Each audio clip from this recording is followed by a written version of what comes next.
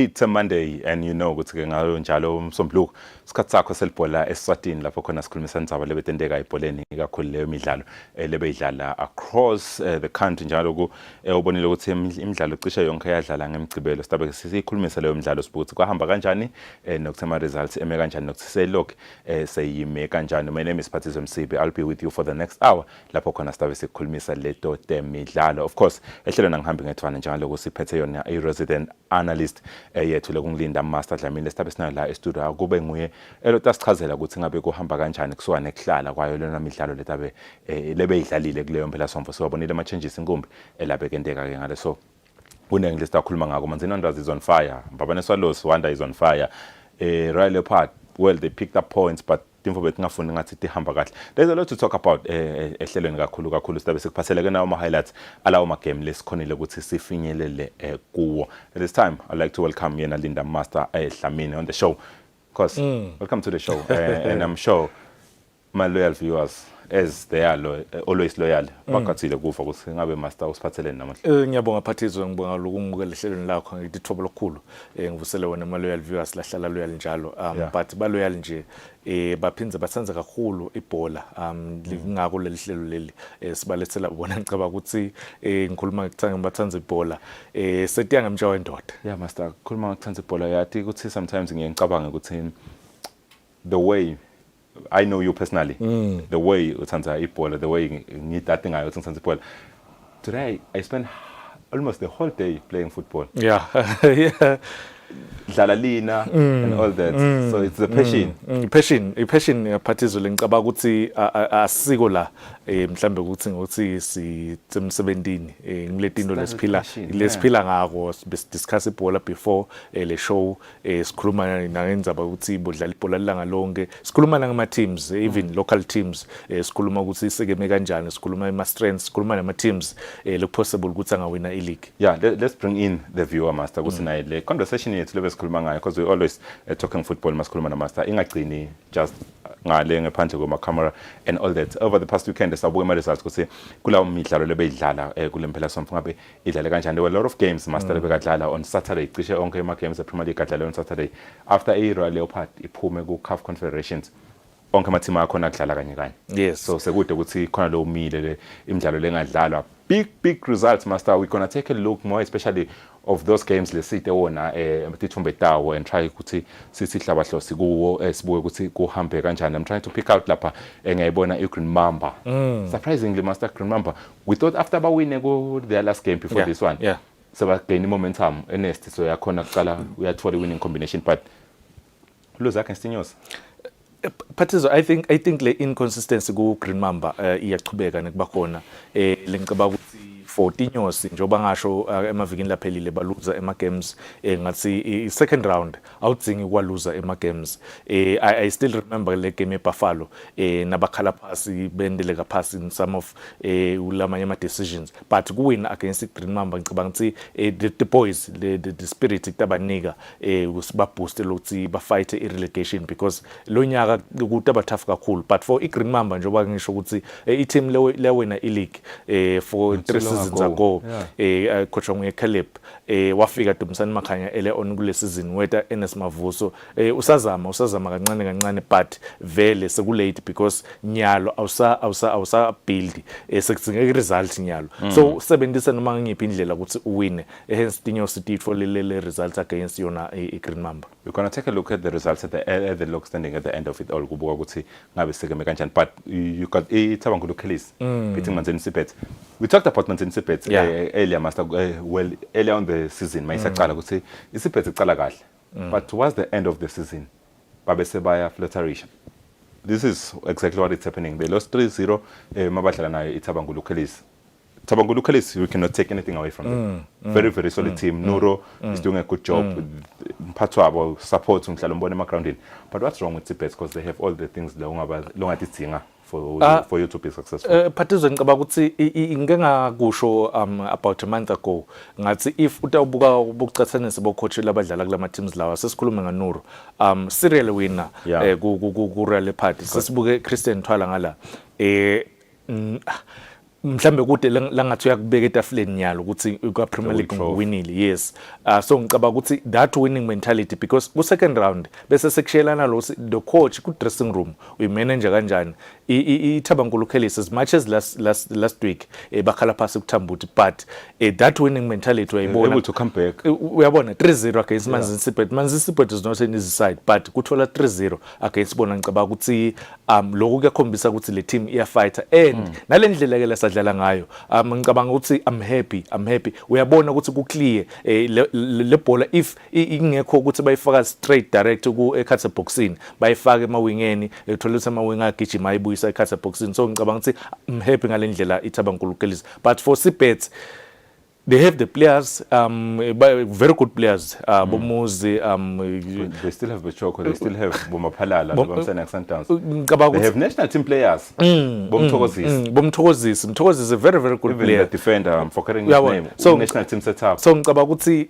ngiko lengikhala kakhulu ngako le dressing room imanage kanjani and ngeke ngabuka ke lamanye ama games parties second half even if bebalida second half kuba naleti inkinga ukuthi akasakhona lokushintsha le game ukuthi nyalo sisiya maintain nyalo sesiyakhona ukuyimanage le game ukuthi at least singasayi lose but naku ba lose against iThabankulu Kellis. No, the quality is a bit master logo mayobona what the best formation because it's a bit they got the like physically labadlali bakhona they are very imposing mababuka yeah very few labatin and short but everyone else is big is well built and all that best suitable formation for them quickly 4-5-1 the best if angeke ngayibuka ngalinye langa badlala kuhamba nge straight 4-4-2 lama spaces la midfield abamaningi kakhulu abakhona ukuthi nabadlala ngalo 4 la midfield but ivalele ikhala but if bato udlala nga5 uthola ukuthi kutaba at least kube na number 6 na number 8 then kube nalo 2 kube nalo number 10 come striker then badlala ngcono lapho but if bato udlala 4-4-2 ngicabanga nje mina ukuthi next season because already lena yes basenza wenlengekho bad because ababalekele relegation but the perfect formation labayidlala 4-5-1 we move on master speaking of 4-5-1 speaking of 5 goals and all that you got Manzini Wanderers scoring for fun these days you got Mapina he's scoring like it's running out of fashion I think he's on 16 goals already Nyalo I think in the second round he scored what 10 goals 2 angathi master refresh my memory I know your memory is great man figure in local football sika sabana umdlali previously lo scored 2 hat-tricks in the same season the first time inakuza in kwagcina nga this Malandi Chief striker no Molope yes okay. Molope yes but for Fabrice Mopina ngicabanga ukuthi is doing very well remember exactly in 3 games so ngicabanga ukuthi le ndlela iManzini Wanderers lebuye ngayo ya recover in fact because Fabrice Mopina kulama games bebawadlala kabi incumbi yawo some of them yakhumbula ukuthi bangadlali yes kusena nyanga but banetinkinga lapha nalapha but ubuyile wabuya ngicabanga ukuthi bathole the right way yekumdlalisa yena Fabrice Mopina hence awathola lama goal nakufimba la ke master we were not so confident I will say we meaning me and you we were not so very confident appointment yavele ekhaya yes together with Teresa but they are every other week I think it's game 4 now winning in a row they are busy dishing out tumbling pie they are busy dishing out tumbling pies to everyone I was talking to the coach Teresa before we got on air and he was saying something like the confidence is back to the boys and he's happy that they are able to work together na Velekaya because clearly bayaconnectana bakhona ukuthi ebatfole so I'll just give you these 2 seconds and eat your humble pie in peace Patiz listen if mina ngisemuntu lojaga kunika ama praises kumuntu until at prove right now they are doing very well sitting consistency if kwendeka lo until the end of the season iManzini Wanderers inale confidence labadlali sayibuyile nakulama fans akabuyile then sitawusho ukuthi okay next season at least iManzini Wanderers sayifuna icompete but at the level man master ngasukukhatha sikhuluma ukuthi Manzini Wanderers last season besikhuluma ukuthi idlala kahle yes bendani makuphela season bahambisa abadlali awusabe ukuthi kutaphenze kwendeke lokho because consistency maybe over ukuthi ayisekho etandleni talabo coach sekumoshwe i-management ukuthi bahambisa abadlali invele kungamele ukuthi indeke ngihlale ngisho ukuthi invele kungamele ukuthi indeke kuManzini Wanderers because now ubuka ukuthi for the past 6 or 7 years le invele nasolo iyendeka iManzini Wanderers na sekutophela isizini khona nje laba khona kusurvive khona relegation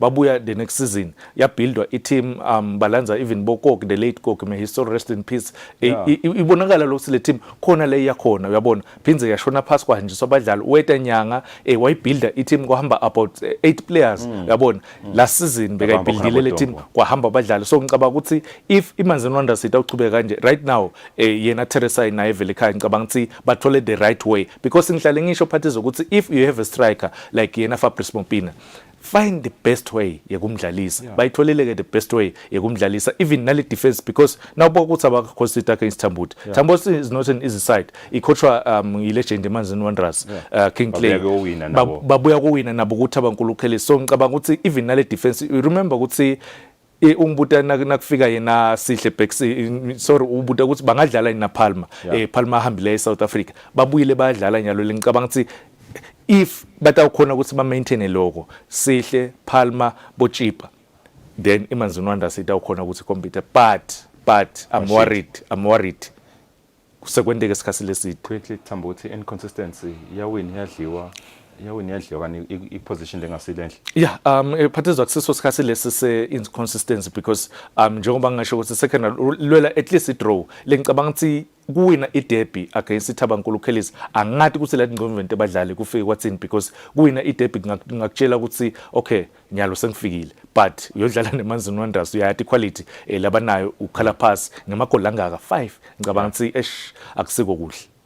We move on to the rest of the other teams lebekadlala khona lapha kulempela somvele singakhona ukufinyelela kuma because we did say ukuthi sitaqala ngawo and then we have i-Royal Leopard idlalile nayo eMalandi. First we're going to go to i-Rangers before we go to i-Rangers sibuka lelo hla lethu lapha before we go to Royal Leopard sitawufika lapha ku-Rangers sibuka ukuthi master against Babana Highlanders enhlangano ngathini they made us to believe ukuthi mawe enhlangano akusilula kubuya nema point but the big teams like lenhlangano say for iSwallows onke lamanye akhonile kubuye nema results some convincingly ngobuka ukuthi iHighlanders ibe nema results Leopard ibe nema results 3-1 3-0 iBuffalo yabuya nayo I think it was 4 it was 5 Manzini Wanderers kakhulu but ibe na 3-2 maybe it's just a myth ukuthi mawuye no angisiko convinced ukuthi iRangers yende iKings of Buza iSlaughterhouse sabo because njoba soshilo ukuthi lama teams onke lamakhulu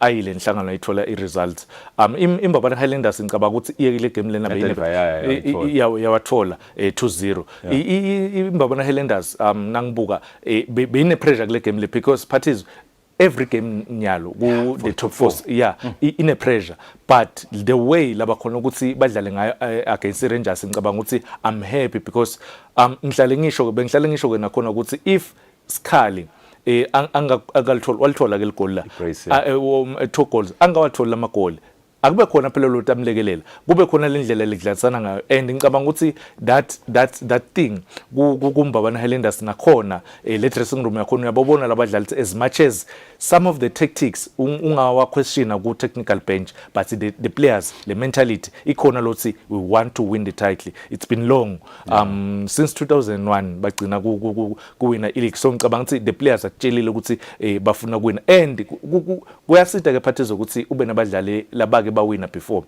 Skhali ukwayiphakamisa ileague with imbabana Swallows Mkhweli ukwayiphakamisa ileague so ngicabanga ukuthi those players nabakhuluma bondaba uyabona so those players nabakhuluma ngekuwina ngicabanga ukuthi bayathi ukuthi bakhuluma ngani they want to win they want to get back to go back to Africa again. Speaking of teams who want to go back to Africa again, we got Royal Leopard master. They are fresh from Africa and signs of fatigue.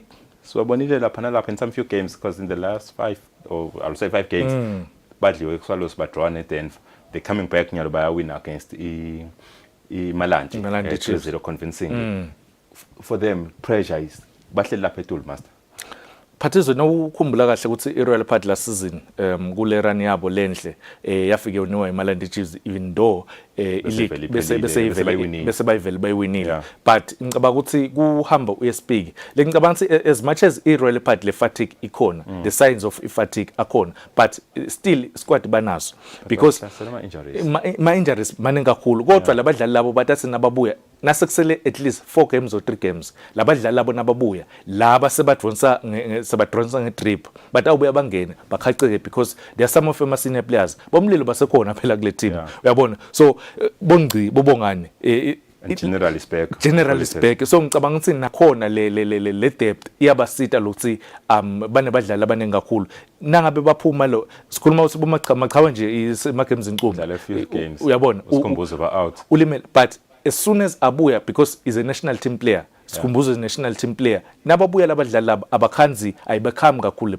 le pace so ngicabanga ukuthi that win against iMalandi Chiefs nakhona for Malandi what does it mean that if it for Malandi Chiefs Phathizo ngicabanga ukuthi the other week ba consider 5 goals iRoyal Party shaya 3 ngicabanga ukuthi for Malandi Chiefs I still believe because ngiyadlo selabanengi bakhumbula nangithi Malandi Chiefs this time around they are going down because this league ayifanani nalamanye ama league le tempo yale league icishe isetulu kakhulu and for Malandi Chiefs because ngihlale ngisho ukuthi i team lebebede pre-season noma lebebede coach kwangabi nalokuba steady ku technical bench kwaba balese nebadlali abancane kulukhulu lokuthi ba survive kulukhulu lokuthi nyalo bangakhona ukuthi ba catch up if batawathola at least 2 games lalasele kutabe batabe banenhlanhla sitawubuka lapho njalo kuyichubeka isizini but ke Maroma lapha nalapha master ukuthi ngathi ndzaba ye relegate kwa force atawuliwa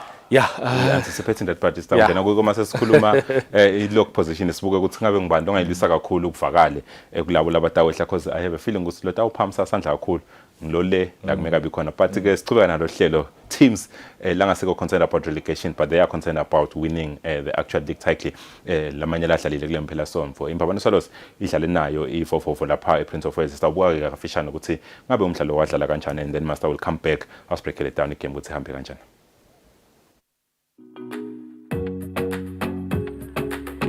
Vovovo, who are slowly working their way up after a disastrous start to the season, hosted an on-form Mbabane Swallows at the Prince of Wales Stadium.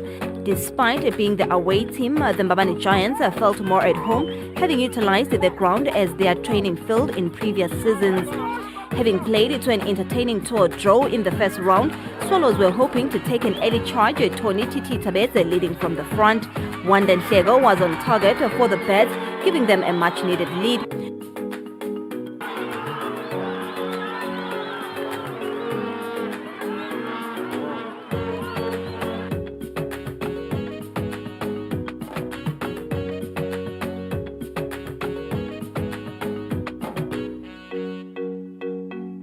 Swallows were throwing numbers up front, calling the keeper to action. Swallows benefited from a defense error, Sizolwethu Shabalala extending Swallows' lead.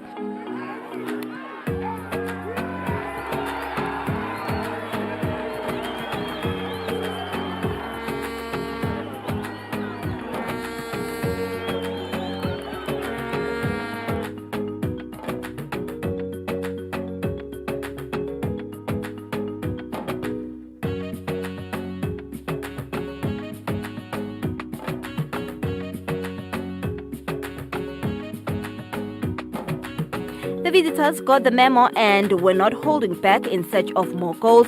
Mangoba Vilagati made it count for Vovovo, knitting the team's first, putting Sivutsa Bear right back in it.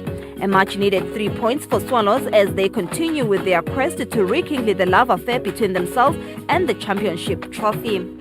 The 7-time champions have spoken openly about their dream to return to Africa, making it known that they miss Champions League football.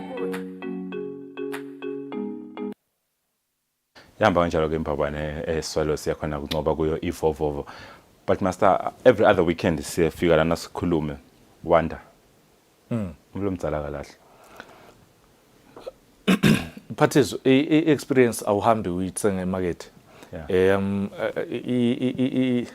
kudlala at the highest level acquire leso skill leso uthola leyo ama tips lowatholako ku coach abo different coaches ngicaba ukuthi ubuyile Wanda and this game waqala ku famous position yakhe ku right wing nawubuka imbabano solos ngendlela le game lena leyayiplanela ngalo because Phathizo ngihlale ngithi mina as a coach uyadzinga ema games kwaplanela understand ema opponents akho bebati ukuthi ivovo ine ama defenders lafana nabo Aristo sometimes if batodlala nema players la technically good la fast but strugglisha ku front line yabo bekunanhlanhla ku left back false 9 kudlala Sizo lwethu Shabalala right wing kudlala Wanda la ngemuva look at that go understand ema opponent because the pressing from le pressure uyabona le high press lebeyendiwa ngiyo imbabano solos Sizo lwethu beka understand ukuthi ima defenders vovovo ayibamba ibhola kakhulu bazame kudrebula nayi wayithola ichance because lo munye bengeke acabanga ngalo press and to think kushaya same time shows maturity from Nanun kakhulu is proving week in and week out ukuthi if utamnika the right instructions athole the right coaching utakwendela lento lo but Ariso I don't understand because le pitch yase Prince of Wales belinile litulu kumanti and kuholda le bhola kakhulu vele kutakwenda ukuthi abe khona lawo ma slips uyabona so ngicaba ukuthi nakhona lapho yatendela phasi ivovo second half bazama from Solos and second half ke Phathizo involende ukuthi ivovo bese sengathi yabuya kakhulu Blanja wathola injury kanti Blanja bekunguye most of the time bethi ina attack ivovo first half umkhanze asalekelela le defense because le defense on the day beyinako loku kakhulu so bekabuya Blanja ato assista because bekadlala deep 6 vele as adlala deep 6 but la look at because one player boxing we for but le defense and uyambona ukuthi Njabulo lethu kanganani lapha as a number 6 kuyozama kukhavela I defense yakhe but nale defense but number 4 and 5 bamake Kingsley look at already ufuna ukucover ibhola le uyakhohlwa iopponent lela ngemuva kanzi yena phela akadlala number 3 udlala left center back uyabona and nangala ngenhla so ngicaba ukuthi ngala ngenhla covered yabo kunomdlalo omcovered exactly so that was Kingsley's man yes lebemele ukuthi asheshe ayiclearish uthethisa mabila bekadlala right back kulelanga so ngicaba ukuthi into letinvo letithi nangabe sekuphume yo incoming ndawukhona kanjani ukuthi nibuye babe seba introduce amanyisa ku midfield kwabana Njabulo namanyisa because Tony bekadlala as a number 10 and wadlala kahle kakhulu ngilesihlalo esikusho ukuthi sometimes a player angeke achubeka gijime ewingeni ekhambeni kwamalanga so mthole the right position abawathola and lamabhola bekwafaka so ngicaba ukuthi imbabano solos first half beyibonakala igame plan yabo beyiclear that extent master I'm thinking yalo lokho sesikhuluma nga Tony he was playing well Wanda was playing well. Defoe is still playing well. Sfiso Mabile is still playing well. Sanele Mkwele Karindas is playing well. Skali, you're talking Saviola, you're talking Sfiso Masibo. You're talking Mlilo, Gurale Part, you're talking of Bobo General coming back, talking of all these players, but so she's still playing. I'm afraid for our football.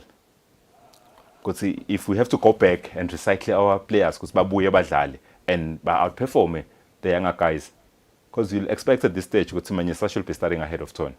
You'll expect at this stage that Ngabengibola Balita le role. I was happy seeing how Nuno has improved his football. Playing as a false 9, being tactically aware with Tumele and is coming up. But Phathizo, mina ngikubuka kwami okay, the players are there nabalibe sicaba ukuthi bayi cream Eswatini football vele le gap nawubuka ukuthi ima under 17 nema under 20 Spine Lodge under 17 league ayikadlali for the past 4 years. Is it 4 or not 2? 4 should be 2.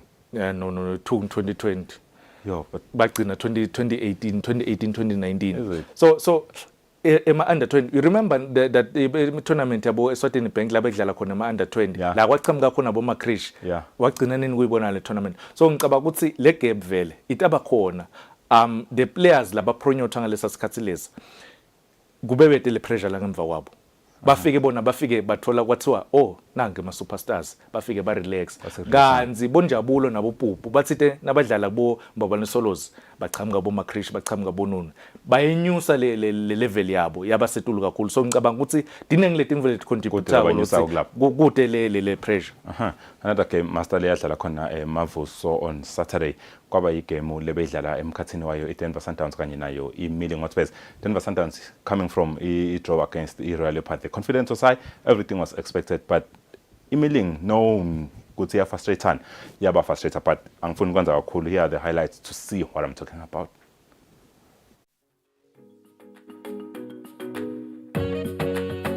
Ninth placed Denver Sundowns had their eyes on climbing 3 places up when they hosted 11th placed Milling at the Mavuso Sports Center in a Saturday afternoon encounter. An inconsistent Denver Sundowns were hoping to find their footing, having recorded a win, loss and draw in their last 3 outings. The Kappa Boys have drawn 3 points already this season, and Milling were out to level the score this time around.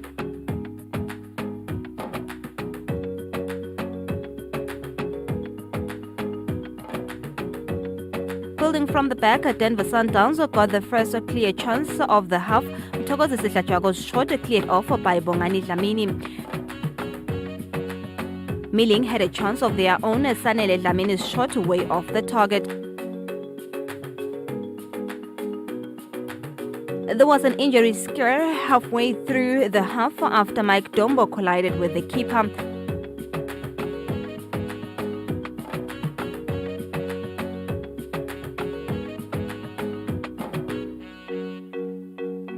Sundowns' penalty appeal fell on deaf ears to what appeared to be a handball by Ngamiso Twala inside the box.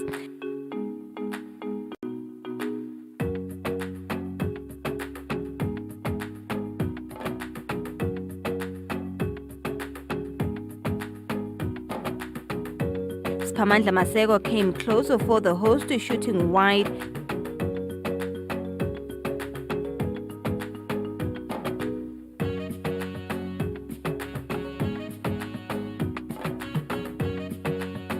Milling threw the first blood perfectly so, courtesy of Bongmenzi Lamini, much to the delight of Milling fans.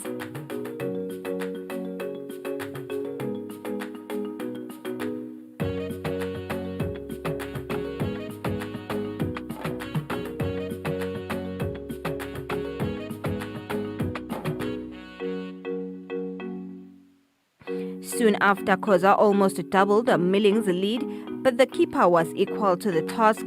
Lotus Melane's quick reaction to rectify his mistake, keeping out Sibusiso Manana's shot.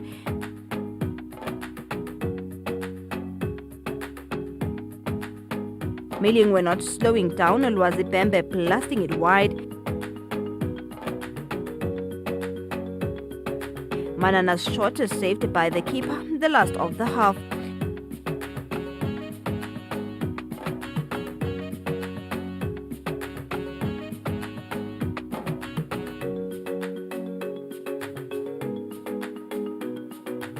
Lamini went in search of Milling's second, his attempt saved by the keeper.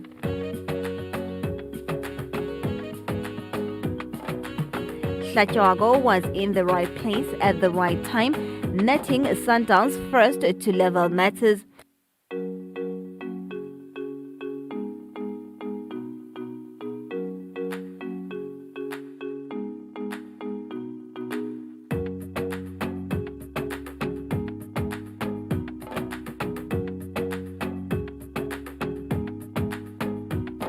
Beginkosi Mlotha came closer for the host, his header safely collected by the keeper. That's how the match will end, with both teams claiming a point each.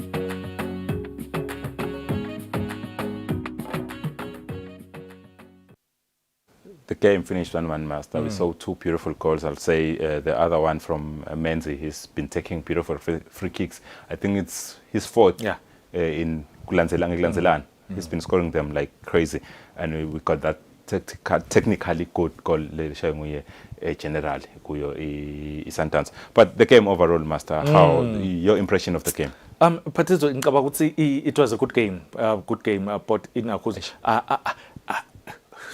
Phathizo kule free kick le naku lwethu uyalimisa libonza lakhe.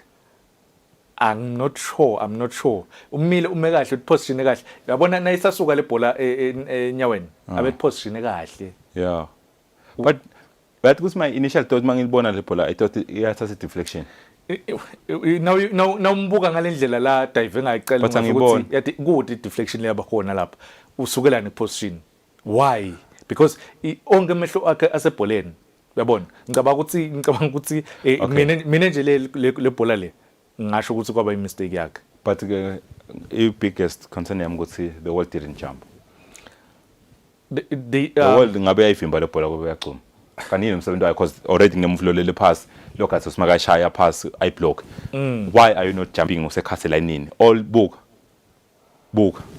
Yeah, I think let's call abasivula Phathizo but ezingisho mina ukuthi una goalkeeper because emehlo akhe abuka le bhola wena ubuka ukuthi libonza liyajumpa noma lijumpa. But master ibhola uyibona. Ngibona ngathi ukuposition ukuthi akayiboni ibhola lapha looking at the wall. No.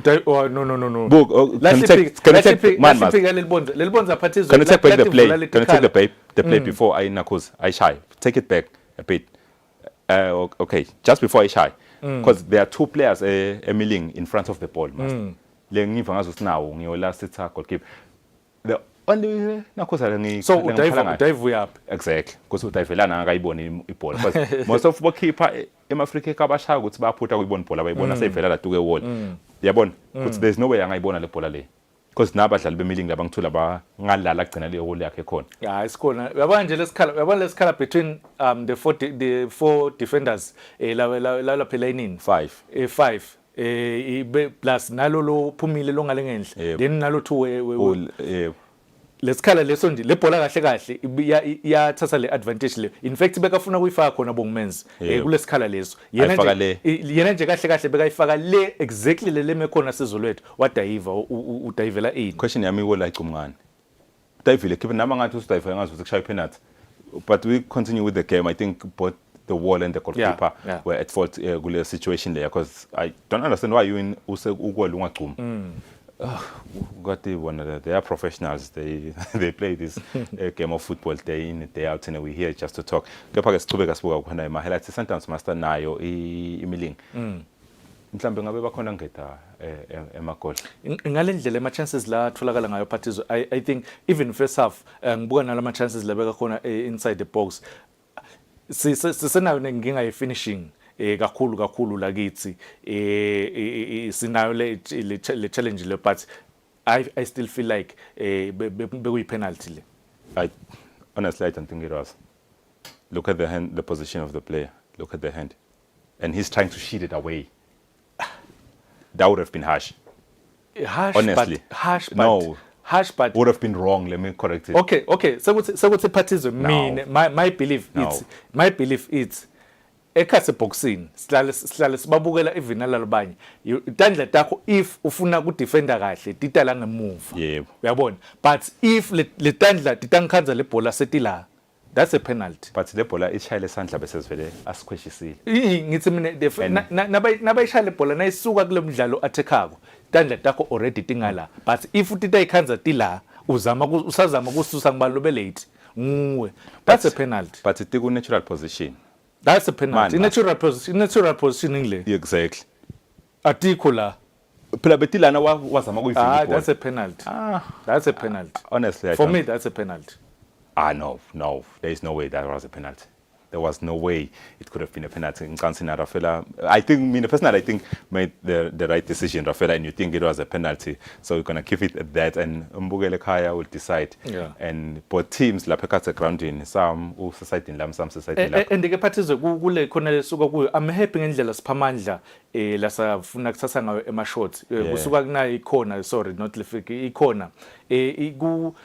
Now buka ukuthi most of the time basuka bayilese ngala ku D-line imthole nasiphamandla lese kudzinga ukuthi bakulungise kenyalo because phamandla uyabonakala ukuthi ukulambela uyakufuna lokushaya lamabhola outside the box unelinyawo loluhle sekudzinga ukuthi balungise kakhulu ukuthi ishooting yakhe bamsebenzise kakhulu lamabhola training bawafake lamabhola la D-line atowathola atowashaya.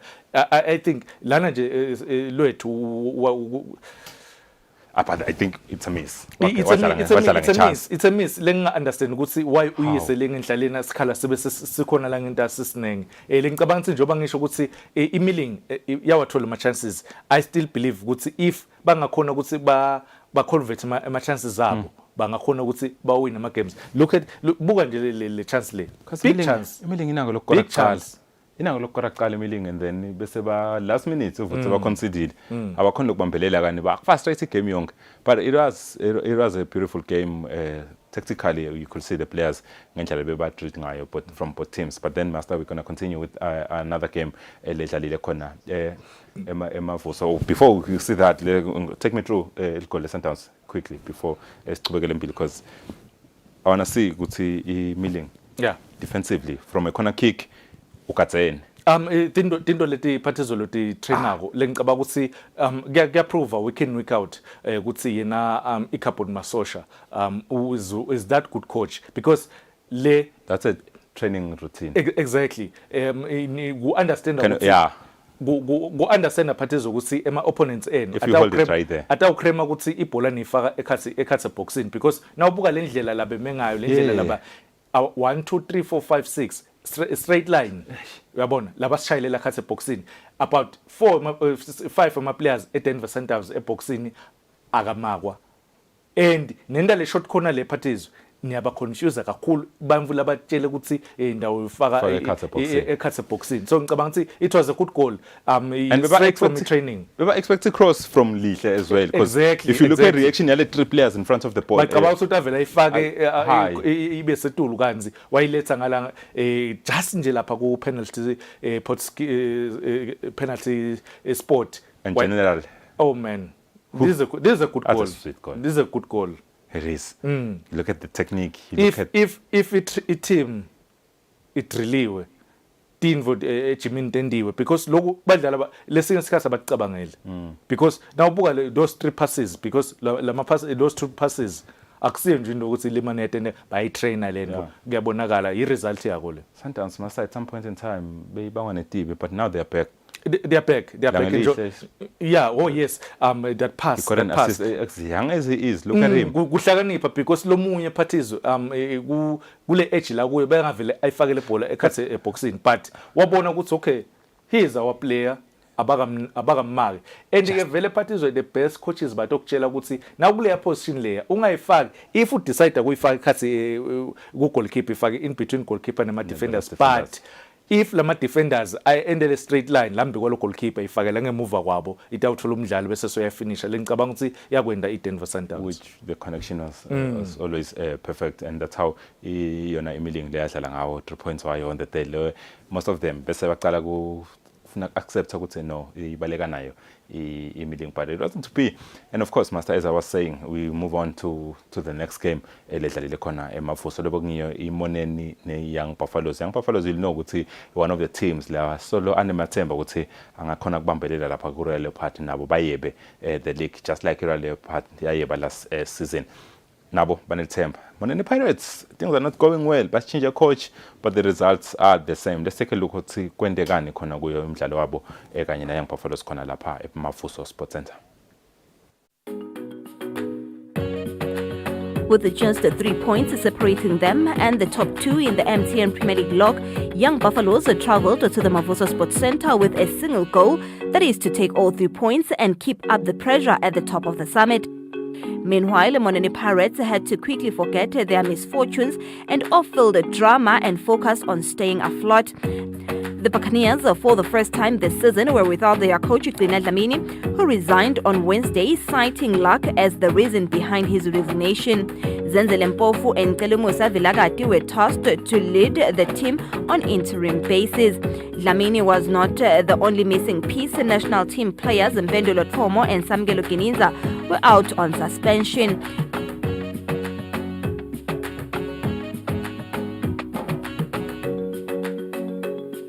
Pirates had the first real chance at goal, but the shot was way too soft for the keeper.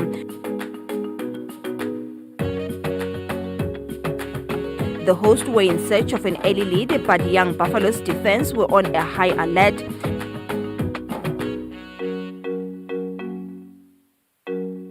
Buffalo's first attempt at goal was not threatening at all, considering how clinical they've been in recent times, especially from set-piece positions.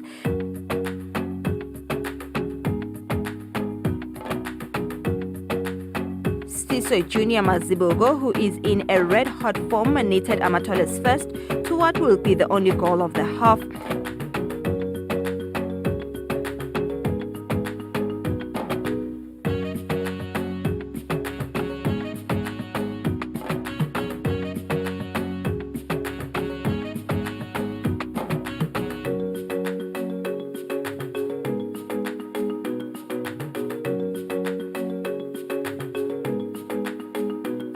The Army side emerged the strongest in the second stanza with 2 quick shots, calling Pirates keeper to action.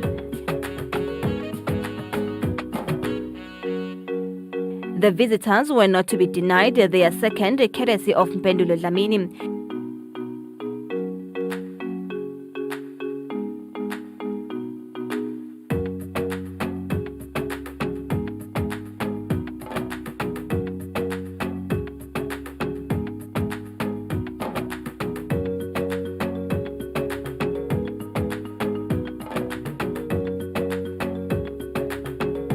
Sandile Kameze came close to extending Amatole's lead, his shot just off the mark. Close call for Pirates. An unmarked Kameze punished Pirates deep in the half, 3-0 to young Buffaloes.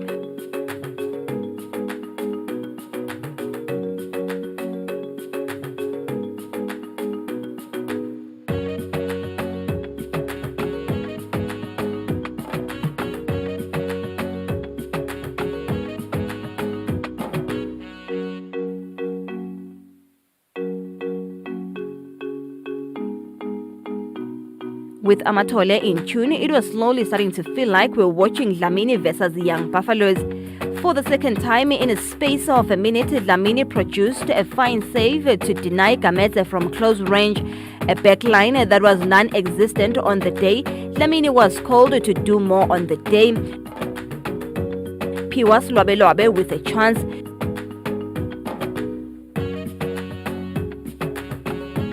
Soon after, Piwa missed a chance to extend Buffalo's lead. One can only do much. Dlamini had no chance at all against an experienced Fanelo Mamba.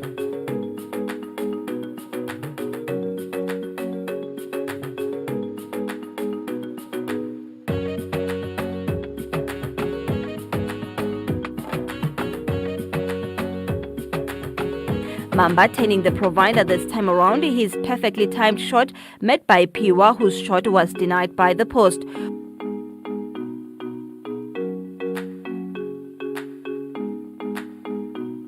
Waketwala got his name on the score sheet after a well-placed set piece, perfect way to round off the game.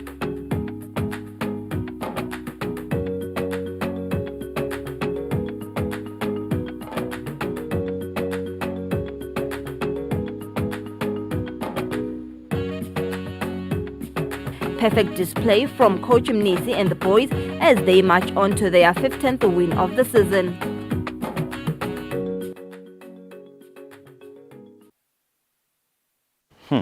Master, what came from a young Buffalo's point of view, Mobo in the second half, it was totally different from the team, let's say, first half. Patizo, Monen Perez ndakhumbula ukuthi most of ema games about 4 years 5 years ago beyisokolisa kakhulu young Buffaloes. Remember why order wasayinwa ngeGreen Mamba that game laba yabangithuthu khona first half Imonen Perez beyithina idlala neyoung Buffaloes ibe fast the fast the high tempo game but vele first half umbuto uthi if badlala ngalendlela le labadlala ngayo bebata ukhona nikulasta with le team labanayo bata last 90 minutes and young Buffaloes Patizo most of Emma games except for le game most of Emma games aba last game against the Highlanders abakore ma early goals. Yeah. No, but young Buffaloes imela wena ukuthi udlale le game yakho. Then wena nasoqala so khomise ama signs ekhathala then bese bona they up their game. So first half walithola Sifiso Mazibuko goal yashintsha ku 1-0 ile ngicabanga the marking wena lo epalini because we already have goalkeeper. Why not pick the person and the experience bokuthi ngibando Makawukawu yes and ke Phathizo nalokuthi yena Makawukawu incumbi ema games this season akawadlali kuthola igame ye Young Buffaloes ngicabanga ukuthi usa blues usafuna kubuya back yes forming but second half Young Buffaloes yakhombisa ukuthi they are that team vele le badlali bakhona labane experience badlali bakhona laba they are physically fit so bawathola ama chances ba attack and to think ukuthi you'll say sorry to cut you ukuthi utawuthi best player lapha ekhasa ground ni beku goalkeeper yemoneni but ba consider 5 goals ba consider 5 goals so shothi Young Buffaloes bekumele ukuthi shaye about 8 goals 9 goals ngalendlela lokwenteka ngampetha from midfield scoring like forever yeah so Young Buffaloes njoba ngisho Phathizo ukuthi akhona le tikhathi lapho khona ithola lamagolayo lo mnyangaza icabanga letinye tinvo ke cha ngilendlela le team labayenda ngayo ukuthi even I suspect what a miss Saviola in fact second konke this is his style of play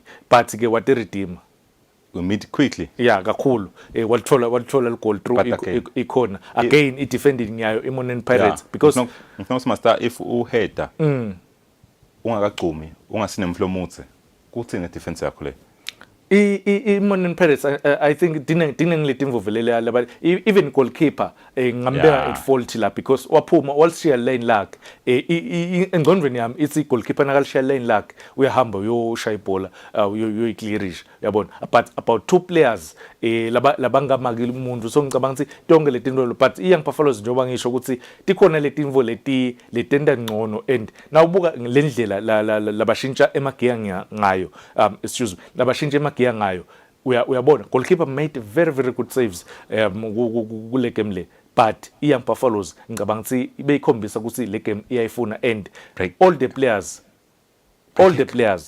they are hungry to score goals and they are showing that ngendlela labadlala ngayo mase bayalapha embili master kuyabonakala ukuthi bafuna ini look at them scoring the goals bangephandle bo Slabelwabe bo order babafaka igame ihamba kahle and still bo order keep it on the ground Phathizo ngangakhuluma ngayo i-depth yayo Young Buffaloes and this is a good goal because akusilula kushaya ibhola le kanje but walithola order and wangena washintsha because le pace la nayo order uyapressa kakhulu and lawo what a miss what a seasoned striker you know ukuthi record labazama kulibreaker libanje ngwe yeah exactly a seasoned striker lowathola over 20 goals last season leli ungambhejela ukuthi 9 times out of 10 utalishaya ikhathi but ngicabanga sebesavela celebrate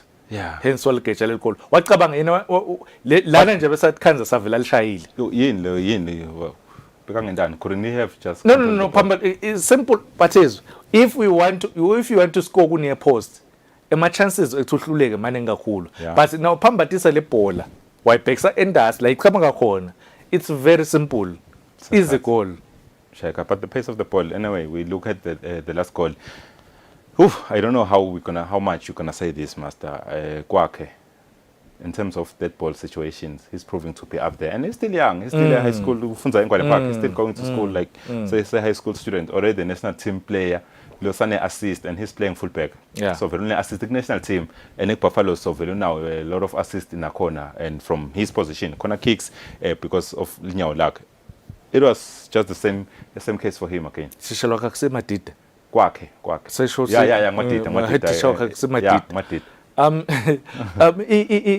nawubuka ukuthi bokwakhe na the left back Lindo no Lindo right back left back yakuphi lo mfana nakhuz kwakhe yes so ngicabanga ukuthi Young Buffaloes the young players laba baletha kule team they are proving ukuthi if ungena eteamini umncane ubakhanze ama experienced players fika uexcel uyabona Yeah, eish. this boy very educated left foot this is not an easy look at jersey number 7 umona Pirates ujumpile wangayikhanzi but that ball is going straight ku top corner. This is a beautiful free kick. Say my arguments for Lwethu Nanyala. Kuthi look the moment kuthi uqala nini move keeper. That's the time ayibone ngayo le ball. Beka ngayibona sese pass. No. But uyabona he only moved after vele that tool and he was too late. Beaten for pace. Pace. Wathatha ama steps la gatsekile vele ukuthi goalkeeper because lama steps yawathatha uthi 1-2 bese soya jump. But the pace yale bhola le ngicabanga ukuthi this is a beautiful free kick. Beautiful. 10 out of 10. Yeah. Execution. Nyala khalihle. Kakhulu. Educated left foot. It's good thing ukuthi he's playing for a team like Young Buffaloes where supporters are very few. Labatamfakela ipressure. Ukuthi buyela enhloko lemfu ukuthi na exactly. Is that good. In fact na unganaka kahle bancane labakhuluma ngayo ama football fans because right now is my left back is currently I would say the best player. Yeah. Kakhulu. So vele uya understand ukuthi why perform pressure as much as within the team le pressure ikhona but outside ukuthi utasinakahambe estradini kuthiwe this is uyabona ngiko le nhlale ngikhala ngako ukuthi lama players wena nje kakhulu ngiyablame kakhulu. So many of the senior players they are blaming everything. Yeah because the players bathi nabafika bese sesithatha sibabeka ledulu kakhulu. They are good. Kanti basenga achieve lutho. Let them play. Let them enjoy the game. Let them win something. Well, if then as we look at the log table, they are praising Pedro, they are praising the rest of the players that are going to do in Europe. But when it comes to us praising our own, but of course we're gonna keep the show moving.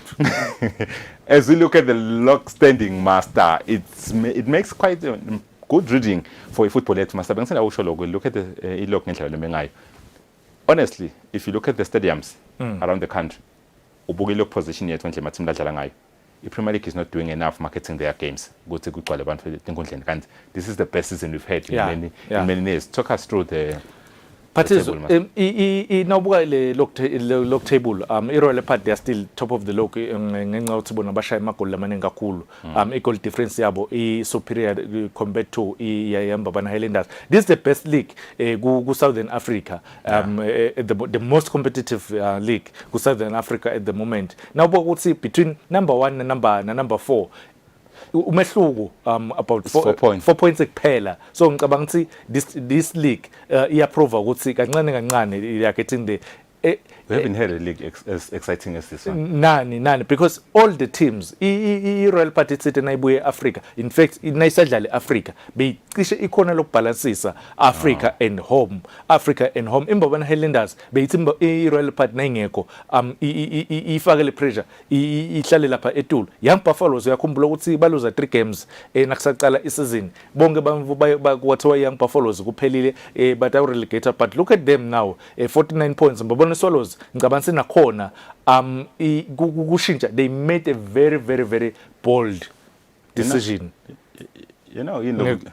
Ngekufosa kuhamba kwakhe coach because the style of play is a very good coach, but the style of play beyingasuthi iMbabane Swallows. Masangibuka le log table le top 4 lebanga league sebashayene bonke lapha. Leopard ishayile iBuffaloes. Leopard ishayile Highlanders ishayile Swallows. Highlanders ishayile Swallows. Leopard iswali yafika shayile Leopard. But draw neBuffalo. So yashaya nje gungu. Futhi set up color lobugungu. But ke master as sikubuka, the good thing is the last game sikudlala the top 4 idlala yotfana. So I hope itawufika at least na number 4 na number 1 bashana at least sekusele point. Because between number 1 and number 4 kul point. Yaba mnanzi kakhulu. And nawubuka ke Partizo ngifuna ukukhuluma nje nakhuza ngibadlala abashaya amagoli kulama teams lawa. Royal Leopard not so many players labana over 10 goals ku this season. Mbabane Highlanders yes, only junior. Mbabane Highlanders isikhali ukhona i-Young Buffaloes kuna Saviola kuna Sifiso Mazibuko. Imbabane Swallows nakhona kude umdlali mhlambe lona longathi consistent Felix ubekana 7 ubekana 7 yes kude lo mdlalo consistent the team because lokumcwa kakhulu as much as kungaba bethe that one player lota ushayile amagoli every week but the team cishe all the teams bakhona labadlali lothi nakungaka korlo uyakora. Good to see Tabangolo Kellis in number 5, Master, which is something for Wanabo Mangala this season because they are having a very, very good season. We have Manzini Wanderers, we have Sipet, we have 444, and Greenmamba completing the top 8. And then the bottom 9, Master. Tinyosi, the winning but not yet Papasi, Malanti, Tambuti Rangers. Not looking good for them. And Monene Pirates, I cannot rule out Monene Pirates. Patizo nobuka kusuka ngaphansi kutinyosi uya ku Millington Spurs. Kunemehluka 7 points. So ngicabanga ukuthi anyone lapha if Patizo batawuchubeka nale mentality tinyosi tikhonile kuwina and uyatibona kusi 19 points before ke Patizo bekuthiwa at least now ufike ku 21 or 25 points we survive relegation kuhlukile lo nyaka kuhluke kakhulu number Millington Spurs ina 25 kumele ngabe seya relaxa kancane ishaya ngomoya kodwa tinto ihambele kahle imanzini iDenver Sundowns nayo if lama teams labekala ngaphasi beka performa ngcono nayo bengathi Kansas isenkingeni. There is what 21 points to play for still nyalo inakhuza Master quickly nje any changes you can see lapha ngaphasi yeah quickly singafuna kubona ifixture ukuthi siphethelene kulukhuni but if tinyosi mhlambe tingachubeka tiwatholela ama results tigrade lama results tiwathole maybe just maybe. But I'm worried in Morning Pirates. Yeah, it's very worrying now. Milling now is gonna be very, very safe. But then we're gonna look at the next attraction, Master. So we're gonna be kona kuhamba kanjani ukuthi kulempela somfu. And of course, onke ama games adlala ngayo umgqibelo Master. I think konje letahlukahlukile we can update the fixture on Thursday kutshengisa ukuthi bani udlala kuphi. But then what are you expecting Morning Pirates versus Manzini Wanderers? Oh, quite big games. Denver Sundowns. Mbabane Swallows, I can tell you ukuthi lama games angakhathi abasemavuso Master. Imagine Debile Manzini Pirates versus Manzini Wanderers ngicabanga isikhathi ama fireworks Manzini Pirates buya kokhala pass Manzini Wanderers they are on fire for the past 3 games so 4 games, yeah 4 games so ngicabanga ukuthi itaba mnazi le game le Denver Sundowns Mbabane Swallows azange le game leni ayibelula I still remember Eswatini Bank semi final Mbabane Swallows winning 5-2 so ngicabanga ukuthi le game leni ihlale isinike amagoli naleni itaba likhulu Tabangolo Kellis eThabangolo Highlanders yeah, Tamboti won because derby. It's gonna be a very, very tough game, but still in Mbabane Highlanders kumele iwine le game. Tinyosi Royal Leopard nakhona lapho itaba tough Tinyosi tiwinile but Royal Leopard at the moment babukeka ba unstoppable. Young Buffaloes versus Tambuti. I'm picking the top 4 Master because of we are running Young Buffaloes Tambuti Young Buffaloes ngicabanga every week in week out yes they drew with iThabangolo Kellis 2-2 but week in week out bakhombisa ukuthi emagoli bawashaya if batakhona ukuthi bashaya 2 angiboni I doubt ukuthi iThambuti ngamshaya 2 against Young Buffaloes. That's how in next attraction ma games la tabadlala kulempela somva kanjalo mbukeli we do hope ukuthi sitanibona lapha etinkhundleni tayo temidlalo nikhona niyobukela leyo midlalo njalo ukuthi the numbers they have not been that quite impressive if you're looking at the previous games and we just helping ukuthi titawukhula and go support your teams Master. Thank you so much for your time and I do hope my loyal viewers enjoyed your analysis today. Ngibonga mina futhi sibonge nakwembukeli lapha ekhaya kusolo uhleli nathi esikhuluma dona temidlalo ligama lami ngiphathize Msibi me and the whole the rest of the sporting crew sithi kube mnanzi kuhlala nawe ecubeka u-2019 inhlelo lesikudethela dona singumsakado we Eswatini TV. Good night.